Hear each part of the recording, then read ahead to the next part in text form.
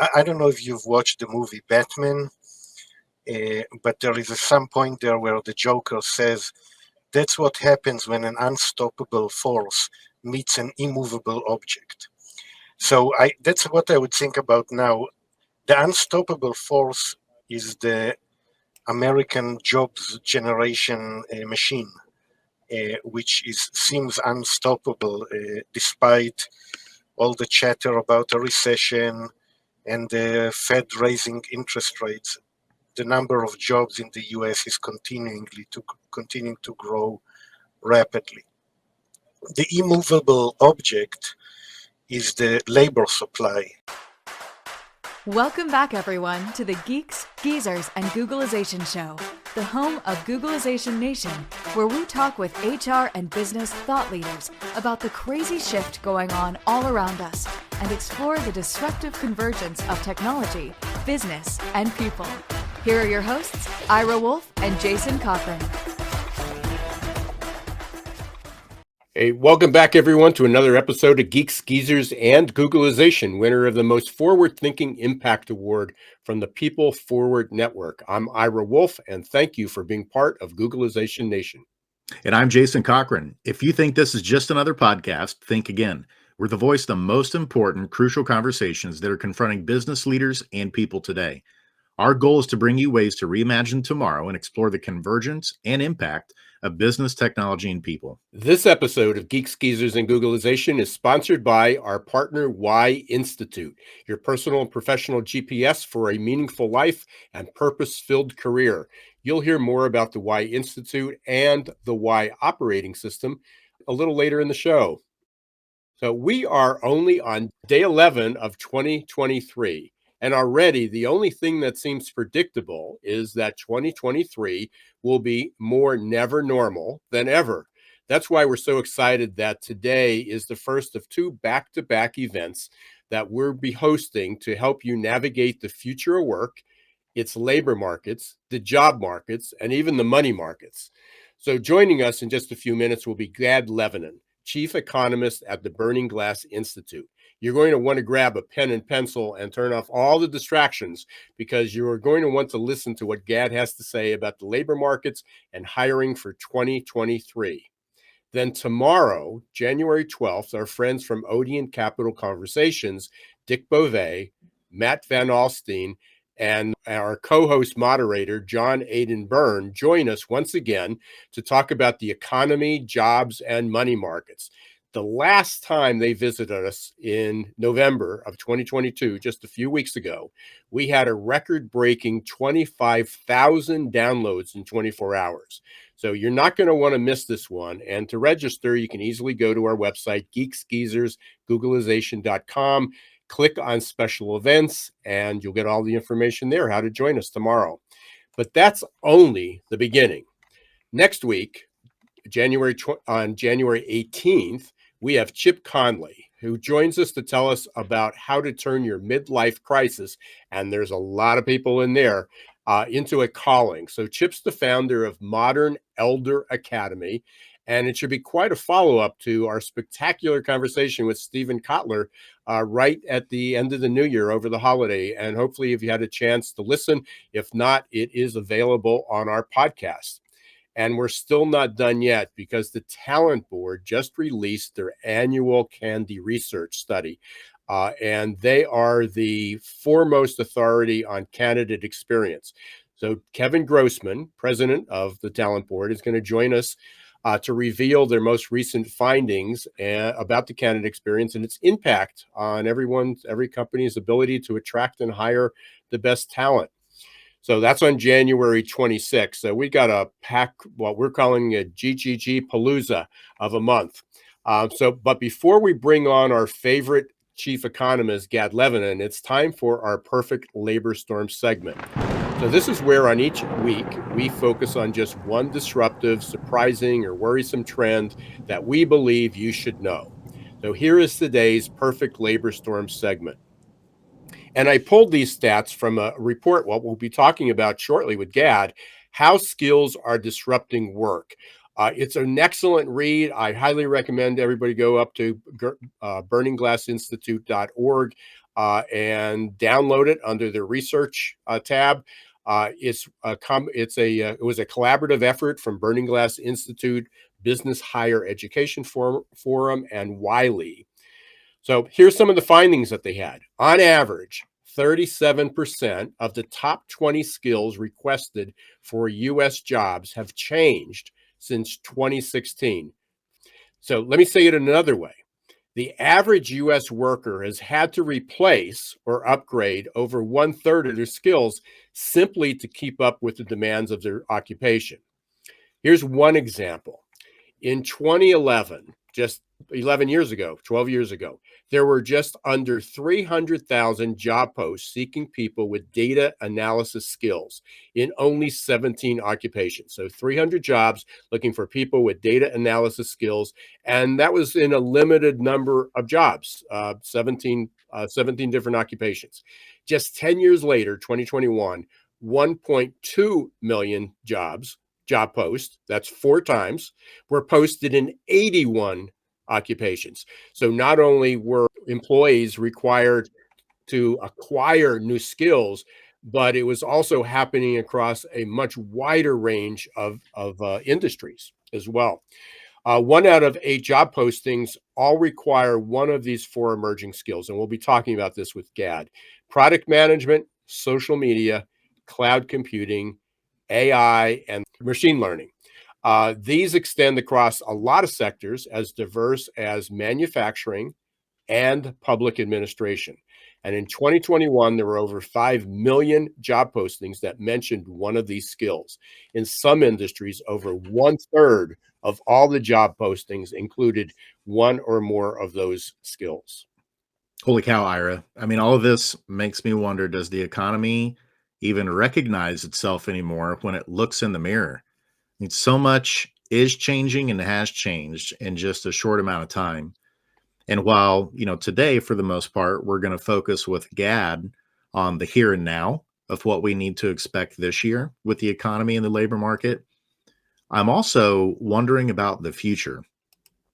For example, the Institute for the Future has shared that around 85% of the jobs that we think are going to exist by 2030, they haven't even been invented yet. And it makes me also ponder that there's no wonder that Richard Foster from Yale University said 40% of the current Fortune 500 companies, they're not even going to be around by 2028. So just as the economy is evolving and changing before our very eyes, so too are our ways of measuring and understanding it, which is why we're so lucky to have Gad on the show today, so he can help us make sense of all of this upside down, topsy-turvy stuff that's going on and make sure that we enter into this year understanding what's going on around us and prepare and take action and prepare for the future as well. And just a reminder, if you are a SHRM member and you're looking for credits, you can earn SHRM credits just merely by listening and watching to the show. You get anywhere between a half and a full credit. To earn that credit, simply go, well, not to earn it, but to activate that credit, simply go to geeksgeezers.googleization.com. That's our new website, geeksgeezersgoogleization.com. On the upper right corner, click on podcast, and then underneath that, there's a short form you need to fill out just to verify you listened, and we will send you an activity code. While you're there, if you're not a member of GoogleIzationNation.com, please follow us and join us. We will send you updates each week of upcoming events and highlights of the previous week. And then finally, if you're listening on a podcast, whatever your favorite podcast platform is, please leave a review and rate us. We really appreciate that. And with that, it's perfect time to bring our guest on today, Gad Levanon, Chief Economist with the Burning Glass Institute. Let's give a warm Googleization Nation welcome to Gad. Thank you very much. It was, I felt like a football star for a few seconds there. Yeah. It's a lot safer in this environment, though, right? Yeah, for sure. So, Gad, I think you and I met, I heard you speak somewhere in the last 3 years, probably about somewhere between the second and third year of the first year of the pandemic. You were quite popular. Everybody was wondering what's happening, where are we going, what's it going to look like, when are we going to come out of this pandemic. So conveniently, we're about 3 years out. So we're almost at the beginning, and yet we're still living in this never normal, as we call it, getting a lot of mixed signals.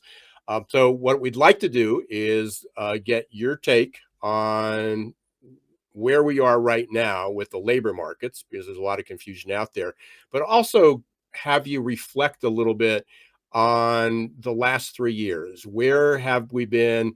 What surprised you the most? Because you had a lot of experience. This is what you study day in and day out. What surprised you the most about February 2023 from what you thought might happen in February of 2020? Yeah, no, there is a lot to reflect about. I guess the way I would kind of frame the current situation in the labor market. I don't know if you've watched the movie Batman, but there is some point there where the Joker says that's what happens when an unstoppable force meets an immovable object. So that's what I would think about now. The unstoppable force is the American jobs generation machine, which seems unstoppable despite all the chatter about a recession and the Fed raising interest rates. The number of jobs in the U.S. is continuing to grow rapidly. The immovable object is the labor supply in the U.S., the number of available workers. So that doesn't seem to be moving, despite being in the most severe labor shortage in memory. The labor force participation rate is not moving up. For the first time in U.S. history, the number of people in the working age population is declining. So we kind of need more and more people to work, but there is no increase in their availability. So that's kind of leading to a super tight labor market still through the end of 2022 or the beginning of 2023. And you know what happens when an unstoppable force meets an immovable object is what the Fed decides would happen, and they are afraid of inflation, rightly so. So they can't do anything about the immovable object. So what they will try to do is stop the unstoppable force. And I think, unfortunately, is that in 2023 that means that we will enter a recession. So that's kind of in a few sentences the 30,000 feet view. There is a lot to unpack there, Gad. And it's interesting because just last night I heard another economist, lots of different opinions, and he was pretty much saying that there are no signs of a recession, that it's almost the media and it's the hype and almost the belief that we should be entering a recession based on all the signs that are available and everything that we know about what happened in the past. But again, living in this never normal and unpredictable times, and as you gave a great example about, when an unstoppable object hits an immovable force, you know, it seems almost that they're changing the definition of a recession, what that might be. But beyond the recession, I mean, and obviously that's going to impact that, and we'll come back to some of your forecasts down the road. We talk about, I've been talking about this perfect labor storm for 20 plus years. And so a lot of these trends weren't surprising. It just seems that we hit this brick wall with the pandemic, and it just showed all our vulnerabilities and different things that were going on. The labor participation rate is a key. No doubt about that. But there's still a lot of deniers. I mean, even though the writing seems to be on the wall, and it seems to be, at least for the three of us and many other people, that it's a given that there is a labor shortage. We had a really interesting, I would say, provocative conversation with another consultant the other day, and it was like, and she said, basically, I'm going to stop you there. That's BS. There is no labor shortage because we're going to need fewer and fewer jobs going forward. Well, I've been hearing this claim since the Great Recession in 2008, 2009, and that robots will replace jobs, and not everyone who wants to work will be able to find work. And you know, I think in 2010 that was a serious discussion, but now in 2023, after a decade, or I would say 5-6 years of very low unemployment rate and very low labor productivity growth. If there was a significant amount of automation, we would see output per hour of work, which is the definition of productivity. We would see this increase a lot. But in fact, the decade before the pandemic, we had the weakest labor productivity growth. So I know there is a lot of chatter about a lot of jobs being eliminated, but at least since 2010, it's not really happening. Which brings up an interesting point, and we referenced this. I referenced this earlier. Burning Glass Institute, in collaboration with Business Hire Forum, Education Forum, and Wiley, produced a really excellent report. Skills that are disrupting work. And again, I encourage everybody to go there. I'll put up the banner in just a second of where you can download it. But I guess we're creating jobs. The jobs that are creating it certainly require new skills. Just as your report showed, 37% of all, the average was 30%, almost 1/3 of all jobs required individuals to learn new skills, and that's only in the last 5 years. So give us a little bit of insight on that. I mean, where are we going? Because we're creating the jobs. There's not enough people. There's just not enough bodies to fill those jobs. A lot of the bodies that can fill those jobs don't have a lot of the skills that we need. Again, just a lot of this never normal. Yeah, so there is, there are a lot of new technologies and skills that are being added to the economy. In many cases, it's not to replace workers, but to kind of augment what workers are doing and make them better at what they're doing. But it's true, we have like a kind of both a labor shortage and somewhat of a skill shortage because of the rapid churn in skills at the same time. By the way, a lot of the labor shortage that we do have are in jobs that actually are relatively low skill jobs, jobs that typically do not require a BA, a lot in in-person services, manual services, some blue collar. So that is actually, as opposed to most decades, I would say in the last 5-6 years, the shortage is much more severe in those blue collar and manual services jobs. So if that's the immovable object that a lot of organizations are up against, knowing that a lot of our listeners today are business leaders, many of whom probably are in charge of talent acquisition, what are their options to try and get around this immovable object? Because they can't go through it. What are their options to try and get around it and continue to increase productivity and drive value in the market in 2023? Yeah, so at the macro level, there isn't that much that businesses can do. It's more of a question of getting more immigrants into the US, high-skilled immigrants especially. It's more about changing perhaps some laws and regulations to encourage more people to go to start working again.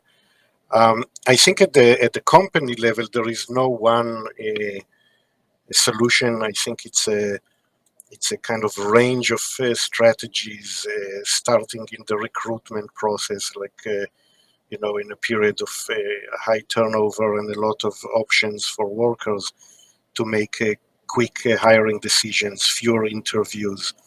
Um, Starting a referral program, uh, using staffing companies, changing the credentials or the requirements for a job, both in terms of education and in terms of experience. Um, there are a lot of. When I actually was in my previous job, we wrote a report and we kind of offered 58 types of strategies, uh, and in that report, maybe you can share later. You could see what companies are using more or less. I can tell you one of the surprising things.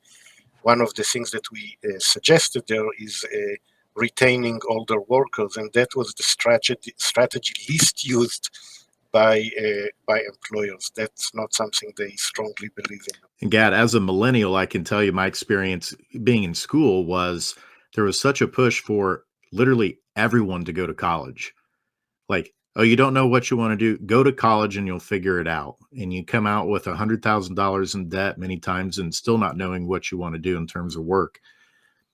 Do you think potentially part of this is more organizations, companies partnering with schools, developing trade programs, apprenticeship programs, and things like that?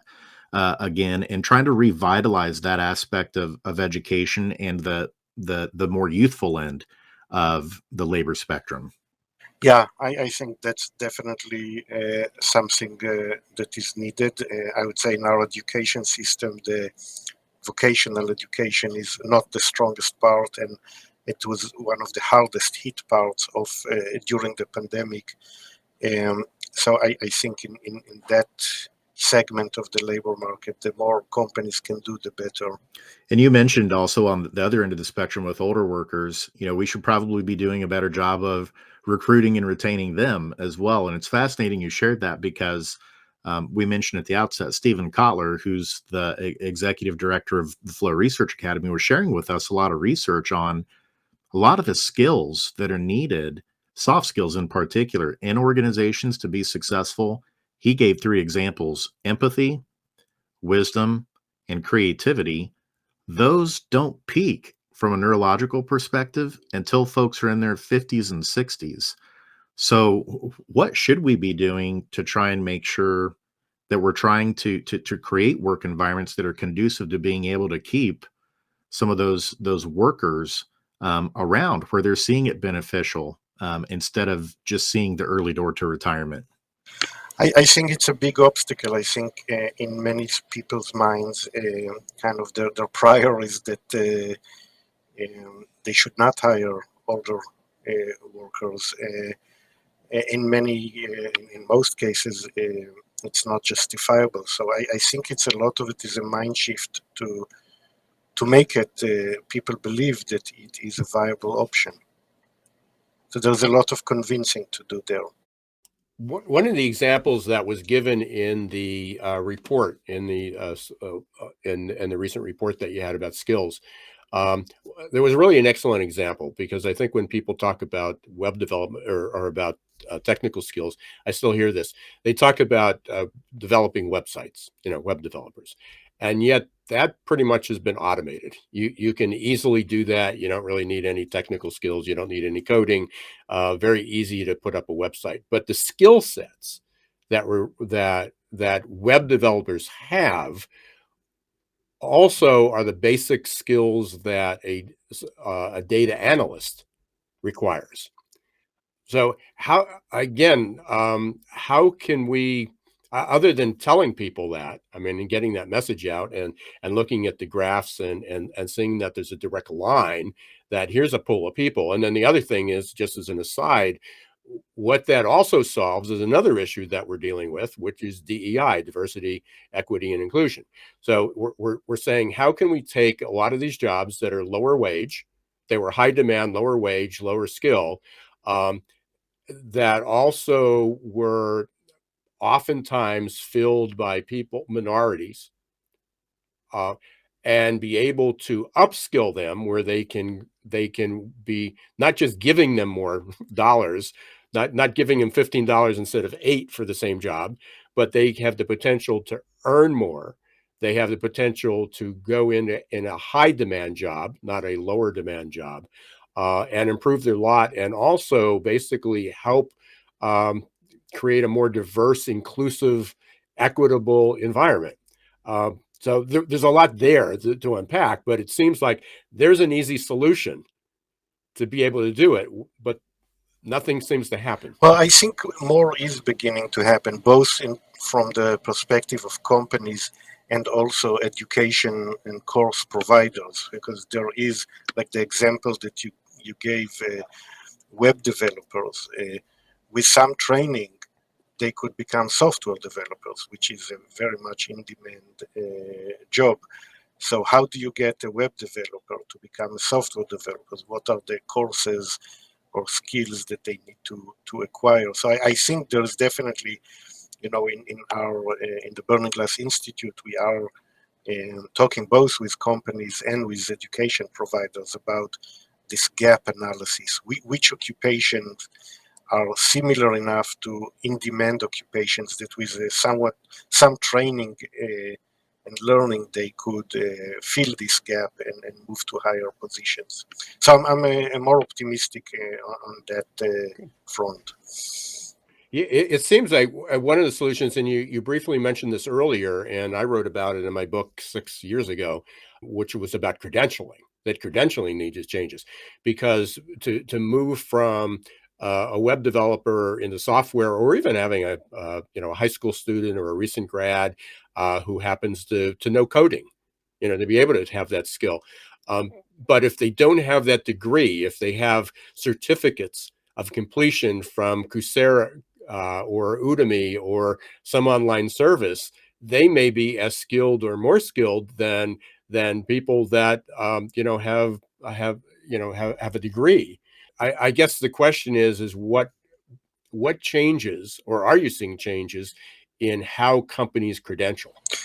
Well, so that's interesting and interesting story, because on the one hand, a lot of companies are saying, yeah, we don't require, or we're no longer requiring a BA. It's not necessary. They drop the BA requirement from job ads.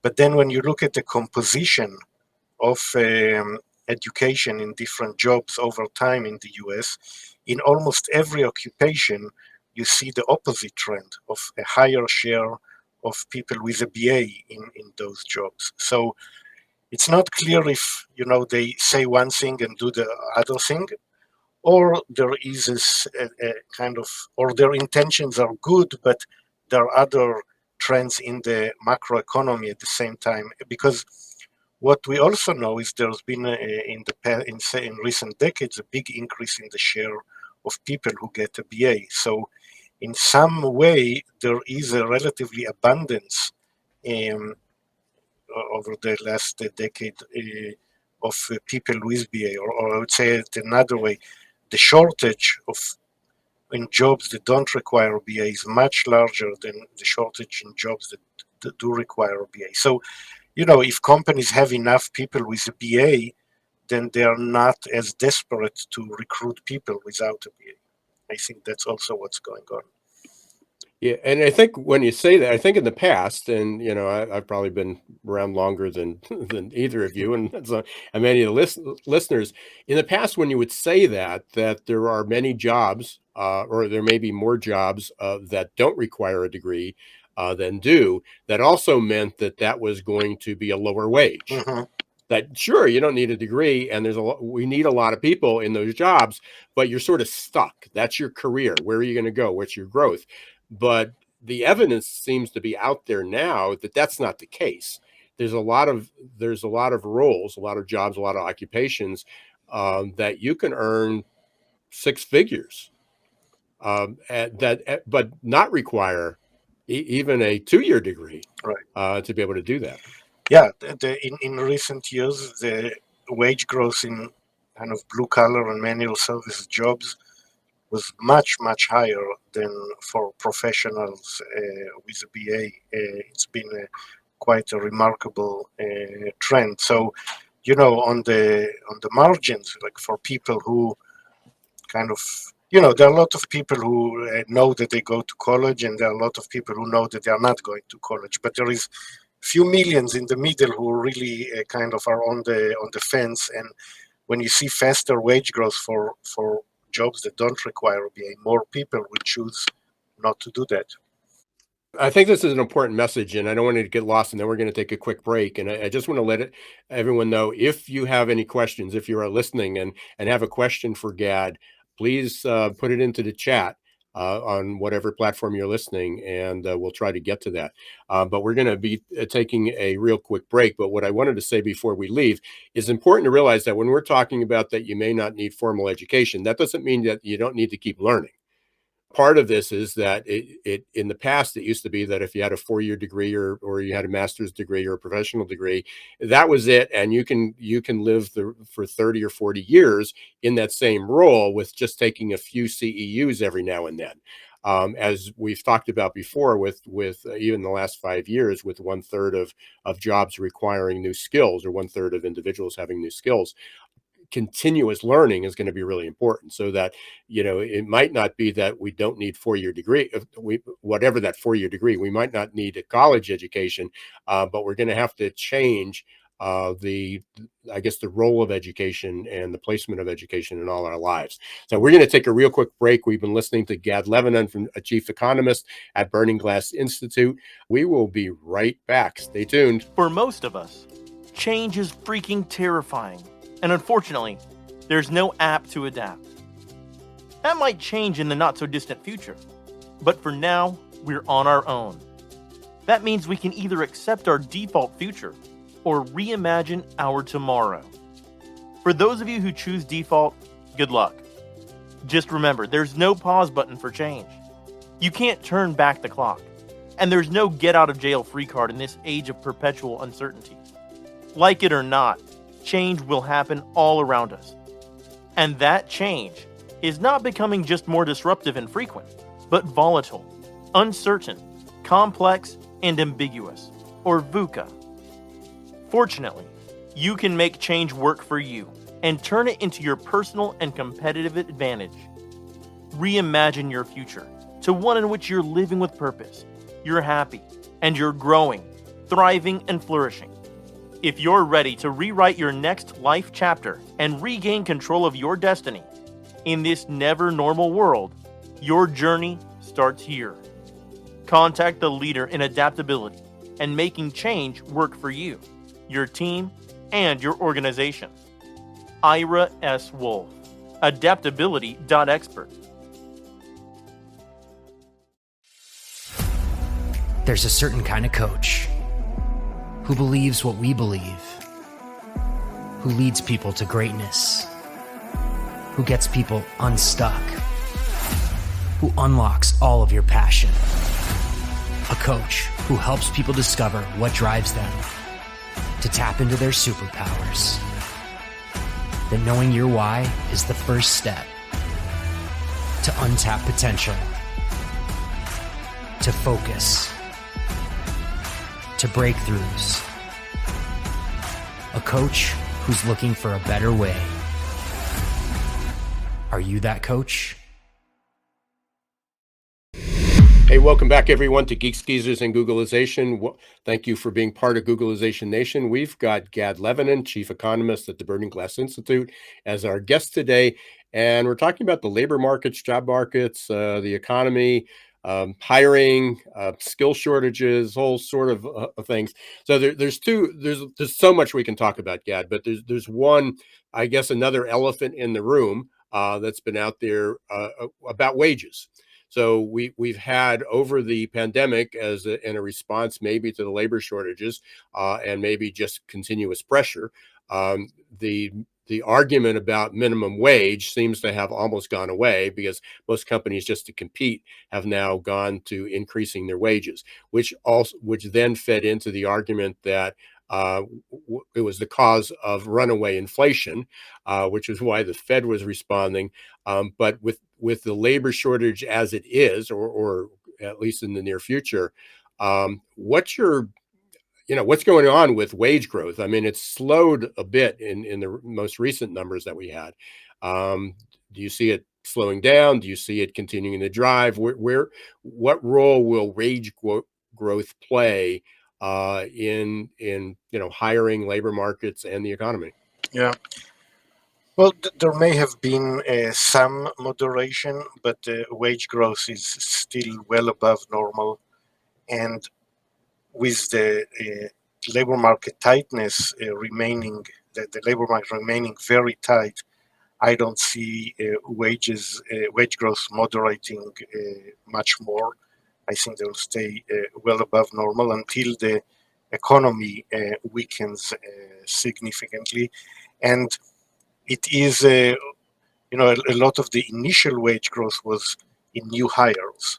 But what we are seeing in the last year is that also companies are giving much bigger raises than they used to before the pandemic. Now, the raises are not enough to compensate for inflation, but they are much higher than they used to be. So I see still above normal wage growth in 2023. Now, the thing is, in terms of the impact on the economy, the Federal Reserve, I think, correctly identifies the labor market as the key to their decisions. They can't imagine that they can control inflation when wages are growing so fast. So as long as the labor market is tight and wage growth is strong, they will continue to raise interest rates. And unfortunately, as I said earlier, I think they will raise it so much that in 2023 we will enter a recession. I had a question, and I wanted to ask this in the beginning, and then got distracted, and we went off a couple of other things.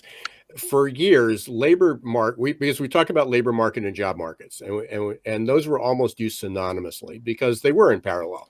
The economy went up, the demand for labor went up, and we had more jobs, and the reverse. They seem to be out of sync now. Are the labor when should we stop using labor market and job market synonymously? Well, it's a matter of definition. I guess, maybe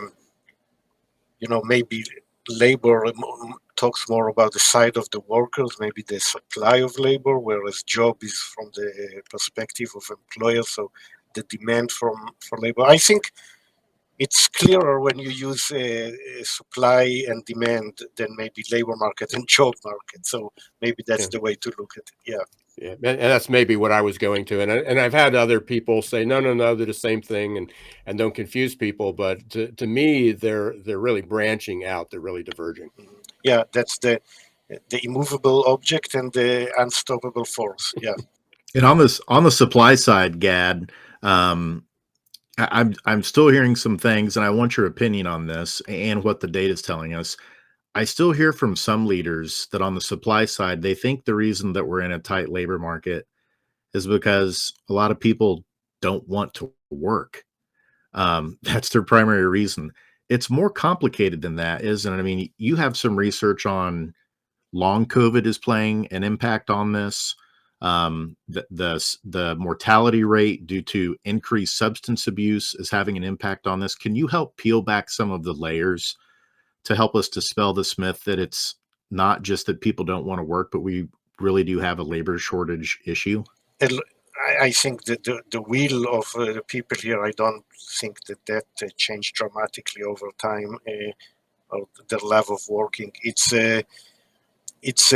other factors. So I think the most important is the fact that so many baby boomers are retiring that it's just, if you don't have a lot of people in the working age, or if it's not growing, then that puts a limit on labor supply. But I think in addition to that, there are a lot of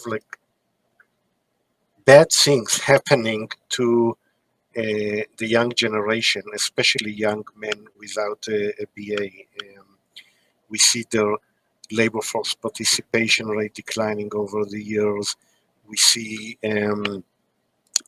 a very significant increase in mental health issues for the young generation. Like the share of people in the age of 18 to 29 who report weekly symptoms of depression doubled over a decade, doubled. And as you mentioned, the overdose deaths, and for each person who dies from an overdose, there are probably many that didn't die, but are in some addiction situation that prevents them from holding a job. So, we also see more and more young people who stay with their parents. And if you don't have a family and you don't need to pay the bills, then you're less inclined to work. So I think all of those factors are lowering labor supply, and in addition to a lot of other problems as well. We had a great question from one of our listeners, and thank you, Ed, for submitting it. And this fits into what you were just talking about, Gad. So I think you might have sort of answered it, and then the report that you have also. With 2 years of evidence showing negative student outcomes from COVID disruptions, what impact is this going to have on this learning deficit going to have in the labor markets in the next 5 years? But that's a great question, and it's a topic of research that we started taking.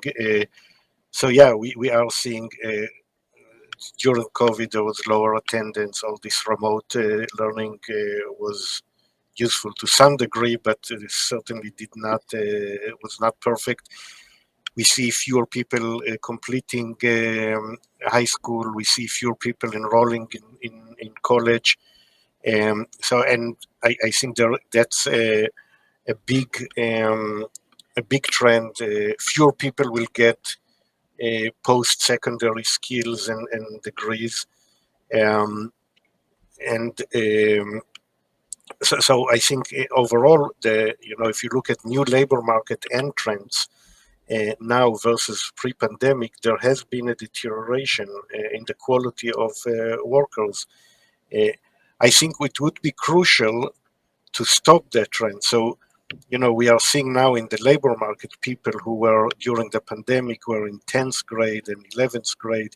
They didn't have time to recover from the damage to their education. But I think it's crucial that, the people who are in 8th grade, 7th grade during the pandemic, that somehow during the high school they are able to catch up. In many cases, I think it will not be the case, and that is a tragedy that someone that got out of middle school and they never made a comeback, and they will. And unfortunately, there will be a few of those, but the more we can deal with that, I think it's better for their future. The more you talk, Gad, and especially since this is this is my passion as well. This is like whack-a-mole. Is every time you bring one thing up, I think of like 3 other scenarios of what needs to be fixed or why that might not work, and all these changes. So we're I'm still going to go back to, for those who are watching can see right above my head, never normal, and that will continue, But we were again at almost at the end. We got a couple things to do to wrap up. We always want to ask you. We always ask one last question to our guest, and that is there something that we should have asked you that we didn't? Well, I think, and also since we're at the end, I'll kind of become a little more positive, because I know I probably worsened the mental health problems in the country just for the people who listen to me. But one very good and potentially huge trend that is helping the US is the overall shift of the global economy towards tech. Because the US is especially good in tech. It's like when oil prices are rising, it's good for Texas because they are producing oil. The same is when the world is becoming more tech focused, it's good for the US, good for Silicon Valley especially, but for the US in general, because we have a comparative advantage in that. And that already in recent years, I think, significantly supported the U.S. economy and will continue to do so in the coming decade. So I think that's something, there's a lot of tendency to focus on the negative things, bad news sell, but this is also a very important trend. Which fits in very, very well with the report that you guys did, Burning Glass Institute, which you collaborated with Business Higher Education Forum and Wiley, How Skills Are Disrupting Work. So looking at that, I think that's a great lead into that, and you can get that at burningglassinstitute.org. How can people get in touch with you, Gad? I'm happy if you share my email. I'm happy to. Okay, we'll put that in the notes. We can put that in the show notes as well. Yeah, and if they see me on the street, they can say hi. Yeah, absolutely. And I highly recommend they connect with you on LinkedIn. Yeah. You're incredibly active. You're one of my big distractions every day. It's like I think I'm going to stay focused, and then you post something and it takes me off in another direction. But we are literally just at I won't even say we're in the first chapter of this. We're probably on the first page of what's going to come. So we do want to have you back. But I know we want to get to know you a little bit better. So I know Jason has a few additional questions before we go off the air here. Yeah, real quick, Gad, just a few questions to get to know you better and help our listeners get to know you a little bit better too. We've talked so much about skills or maybe even hidden talents today. I've got to start with this one. What is maybe a hidden skill or talent that most people maybe wouldn't guess about you? Well, I've been told that I have good sense of humor in presentations. So I think I made a few jokes here, but I certainly that's something that people told me in the past. It's unusual. Yeah. Awesome. How about a superpower? If you could choose any type of superpower or mutant ability of some kind, like on the X-Men, what would it be? As I kind of get older and I kind of feel my memory is not what it used to be. So maybe a superpower that you never forget anything and you remember everything you saw in your an experience in your entire life. That's a unique. I don't know how useful it is, but I maybe. Yeah, absolutely. I think my wife would vote for that one for me to have also. Especially when she gives me a list of 2 things at the grocery to go pick up. And the moment I step foot inside, the only thing going through my head is like the Super Mario theme. I can't even remember the 2 things she told me. So I'm with you on that one. And then how about this one? How about a favorite song or a favorite band? What do you listen to that gets you in the flow when you're doing all of your economy research? Well, probably my favorite band is a little boring, at least for people in my age, like and maybe more so even in Ira's age, the Beatles. But my second favorite band, which is less, is still very known, but a little less popular, Dire Straits. I am a big fan of Dire Straits. Love that. Gad, we can't thank you so much for being with us today on the show and sharing so many insights and wisdom and positivity too on what we have in store for 2023. Again, Gad Levanon, Chief Economist with Burning Glass Institute. To learn more about their work and the reports and research that they're doing, go to burningglassinstitute.org. And then if you search for Gad Levanon on LinkedIn, I'm going to take a guess here, but I'm guessing you may be the only one or maybe just one of a handful of Gad Levanons on LinkedIn. That'd be another great way to connect with him. Thank you very much for having me. It was a real pleasure as always. And Gad, you made the reference to the Beatles, which is not my favorite band, by the way, but it just brought up a funny story of how this relates. When I had my practice, and that was probably in like 1990, 91. So we're going back 30 years. We were talking about the Beatles, and one of the staff then, she was like 18 or 19 years old. She said, yeah, my parents talk about them. I remember them. And they couldn't name any of the Beatles. It was, it's like, well, did you ever hear Paul McCartney? And go, oh, yeah. Was he a member in the Beatles? So, yeah. Crazy stuff that goes through our minds. But thank you very much, Gad. We definitely are going to have you back. hopefully more frequently than once a year, to keep us up and keep us smarter, for sure. Thank you. Wow, and Ira, we barely had time to scratch the surface on a lot of the comments and questions that came in today too. So a lot of interaction, a lot of interest in the things that Gad was sharing with us today. As I said, we not only, well, I said I was initially thinking we're just in the first chapter, but we might just be on the first page of what's going to involve. And we've got a great opportunity tomorrow as well, when we have Odeon Capital Conversations. Dick Beauvais, Matt Van Alstyne. Dick's been doing this for 50 some years. And we're going to have a real good opportunity to look at the Wall Street side, really the business side, rather than more on the labor and the jobs and the hiring side. Just love listening to Gad. I think that was one of the comments too from one of our listeners. I'm not sure that Gad shared anything that I didn't know, other than just confirm that we're living in a never normal, and things are going to continually change. And for each solution, there's probably 3 different arguments or 3 different additional discussions. Every single person that we talk to and every person that we listen to says that we need a better, more effective immigration policy. The chances of that happening in the next 2 years is pretty close to 0. So we have to look at some of these other solutions, as for skill development. We had a nice comment about workforce investment or workforce development boards.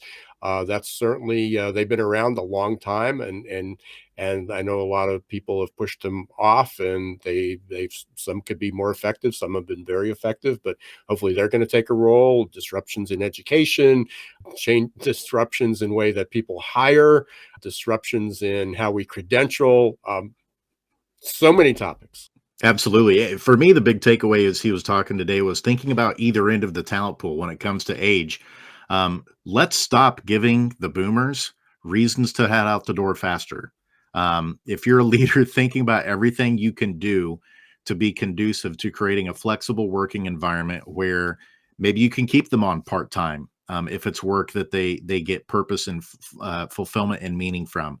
But that, we want to have more and more of those people to have those types of skills and empathy and wisdom and creativity as part of the workforce, instead of, just saying completely cutting it off and retiring. But then on the other end too, when he was talking about we need revitalization in schools too, of making sure that we are closing that gap for the kids who missed out on some learning in school because of COVID, but also making sure that we aren't just pushing everyone into college, that there's credentialing, a lot of other creative ways to get the skills that they need for jobs that are very well paying, that have tremendous meaning and fulfillment.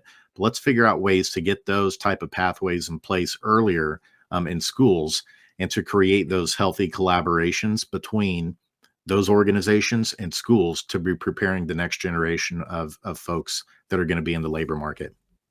And so with all that, I'm Jason Cochran signing off. Until next time, we hope that you will like or subscribe to the podcast on your favorite podcast platform. And also check out our new website, geeksgeezersgoogleization.com. Among the many exciting things we have going on, we launched a new website this year with a fresh look. And we'd also appreciate it if you join Googleization Nation, our growing community where there's going to be lots of resources and special opportunities that are exclusive for members there this year in 2023 as well. So until next time, I'm Jason Cochran. And I'm Ira Wolf, and special thanks to Y Institute for partnering with us and sponsoring this episode. Thanks, as Jason said, to being part of Googleization Nation.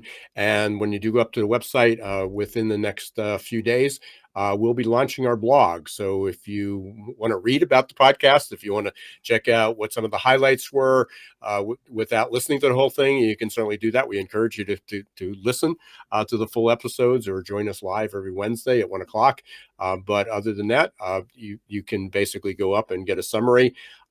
Until next time, don't let the shift hit your plans.